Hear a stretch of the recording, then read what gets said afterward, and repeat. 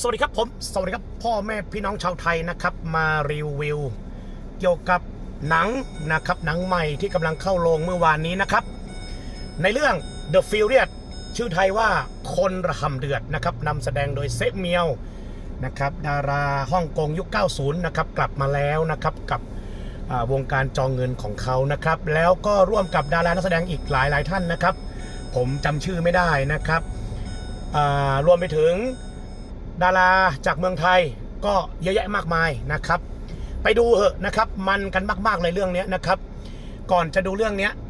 แนะนำนะครับให้ไปดูเมืองพญายมมาก่อนเมืองพญายมก่อนดูเรื่องนี้ก่อนนะครับแล้วกลับมาดูThe Furious อารมณ์มันจะแบบต่อเนื่องกันนะครับฉากแอคชั่นจังหวะแอคชั่นจังหวะบู๊โอ้โหนะมันเนียนตามันบุ๊บปั๊บเรื่องอื่นนะเขาอาจจะต้องใส่กล้องนู่นนี่นั่นนะฮะเพื่อมันความสมจริงความเนียนอะไรก็ว่ากันไปแต่ว่าเรื่องนี้ไม่มีการใส่กล้องไม่มีการสั่นกล้องช่วยนะครับจังหวะเร็วนะครับจังหวะเร็วแล้วก็เป๊ะมากๆด้วยนะครับโดยเฉพาะช่วงท้ายๆนะแอคชั่นช่วงท้ายๆนี่แบบดูกันแบบยาวๆอ่ะมันมากๆอ่ะไม่เคยดูเรื่องไหนเลยนะครับโอ้โหเราว่าเมืองพญายมนะหงจินเป่านะบูเดือดนะต่อยหนักต่อยหักต่อยแตกนะครับแต่เรื่องนี้อาจจะต่อยกันไม่หนักแต่เร็วแล้วก็เนียนตาตัดต่อเยี่ยมมากนี่ต้องสมกับท่านผู้กำกับคิวบูอย่างเคนจิเขาเนาะเขาก็ขนสตันของเขามาไม่แน่ใจว่าเรื่องนี้ใช้สตันของไทยด้วยไหมผมชอบอะส่วนตัวเนี่ยเราชอบหนังแอคชั่นอยู่แล้วนะครับยิ่ง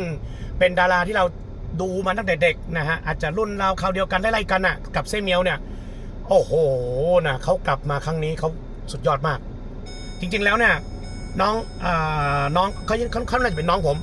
หลายปีอยู่ 3-4 ปีน้องเซเมียวเนี่ยเขากลับมาเล่นหนังเนี่ยมันน่าจะ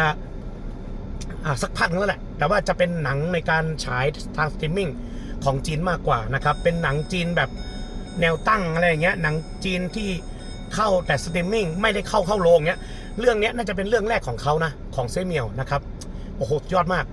น้องเขาเก่งจริงๆเรียกว่าน่าจะเป็นดาราแอคชั่นนะฮะดวงใหม่ของวงการฮ่องกงก็เป็นได้นะครับโอ้โหไม่น่าเชื่อว่าเด็กคนนี้เซเมียวก็จะขนาดนี้นะครับการบู๊แอคชั่นมันต้องเหนื่อยขนาดไหนวะนะมันไม่แบบถ่ายเทคเดียวได้เทคเดียวผ่านนี่มันต้องมีหลุดมีพลาดมีอะไรกันได้แล้วถ่ายใหม่มันจะเหนื่อยขนาดไหนวะกับจังหวะการบู๊การแอคชั่นนั้นโอ้โหดูแล้วผมทึ่งอ่ะไม่เบื่อเลยนะครับขึ้นมาเริ่มตั้งแต่ฉากบู๊สปอยนิดนึงแล้วกันฮะน้องจีจ้านะครับน้องจีจ้ามาเต็มอยู่นะบูอยู่นะครับสุดยอดนะครับก็ฝากด้วยเลยไปดูเลยฮะไปดูเลย The Furious คนระห่ำเดือดเข้าแล้วครับ